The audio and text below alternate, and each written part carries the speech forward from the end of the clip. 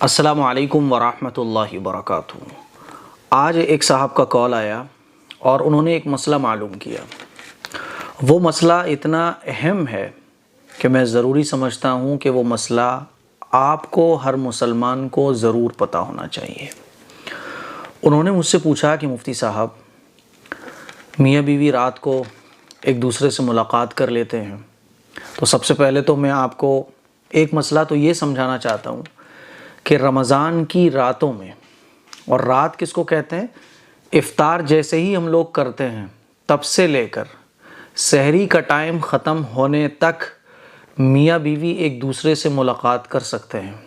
عام طور پر لوگ یہ سمجھتے ہیں کہ رمضان میں میاں بیوی کا ملنا اب ناجائز اور حرام۔ ایسا نہیں ہے۔ روزے کی حالت میں ناجائز اور حرام ہے، اور روزہ کب سے کب تک ہوتا ہے؟ سحری کا ٹائم ختم ہونے سے لے کے افطار کا ٹائم شروع ہونے تک یہ روزے کا ٹائم کہلاتا ہے۔ تو روزے کے ٹائم میں منع ہے، لیکن رات میں جائز ہے۔ تو انہوں نے مجھ سے پوچھا کہ مفتی صاحب، میاں بیوی ایک دوسرے سے ملاقات کر لیتے ہیں اور سحری کے ٹائم میں آنکھ کھلتی ہے تو ٹائم بہت کم ہوتا ہے، جیسے ہی سحری کرتے ہیں تو سحری کا ٹائم ختم ہو جاتا ہے۔ اب ناپاکی کی حالت میں ہم نے صبح کی تو کیا روزہ ہوگا یا نہیں؟ یہ ایک ضروری مسئلہ ہے۔ اور انہوں نے مجھے بتایا کہ غلطی سے، کیونکہ ان کو صحیح مسئلہ نہیں معلوم تھا، تو انہوں نے روزہ نہیں رکھا، کیونکہ وہ یہ سمجھتے تھے کہ ناپاکی کی حالت میں اگر صبح ہو جائے، سحری کا ٹائم ختم ہو جائے تو روزہ نہیں ہوتا ہے۔ تو یہ ایک ضروری مسئلہ آپ لوگ سمجھیں۔ یہ دوسرا ضروری مسئلہ ہے۔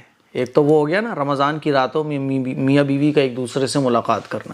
دوسرا ضروری مسئلہ یہ ہے کہ ناپاکی کی حالت میں اگر کوئی صبح کرتا ہے تب بھی اس کا روزہ ہو جاتا ہے۔ ایسا نہیں ہے کہ روزہ نہیں ہوگا۔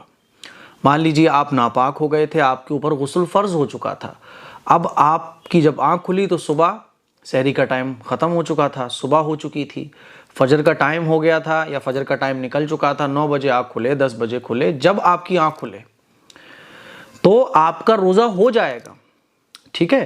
بہتر تو یہی ہے کہ جب آپ ناپاک جس وقت ہو اسی وقت غسل کر لیں، لیکن بائی چانس ایسا ہوتا ہے کہ کوئی سو گیا، اب آنکھ کھلی 8 بجے، آنکھ کھلی، سحری کا ٹائم ختم ہو گیا تھا، تب بھی آپ روزہ رکھ سکتے ہیں۔ ناپاکی کی حالت میں سحری کرنے سے، ناپاکی کی حالت میں صبح ہو جانے سے روزے میں کوئی فرق نہیں پڑتا ہے۔ ٹھیک ہے؟ دوسرا ضروری مسئلہ۔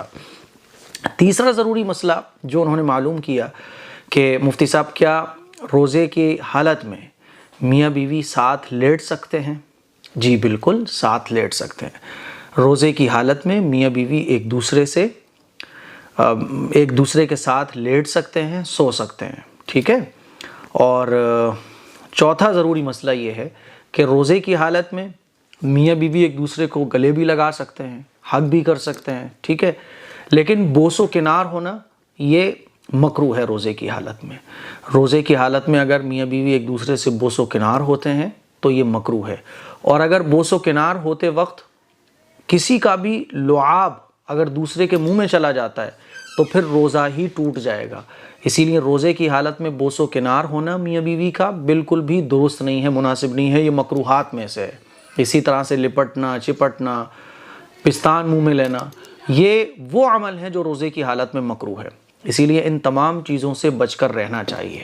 تو مجھے امید ہے کہ روزے کے یہ ضروری مسائل ہیں جو آپ لوگوں کو پتہ چل گئے ہوں گے، اور اب آپ پریشان بھی نہیں ہوں گے ان مسائل کو لے کے، شرم کی وجہ سے پوچھ بھی نہیں پاتے ہیں۔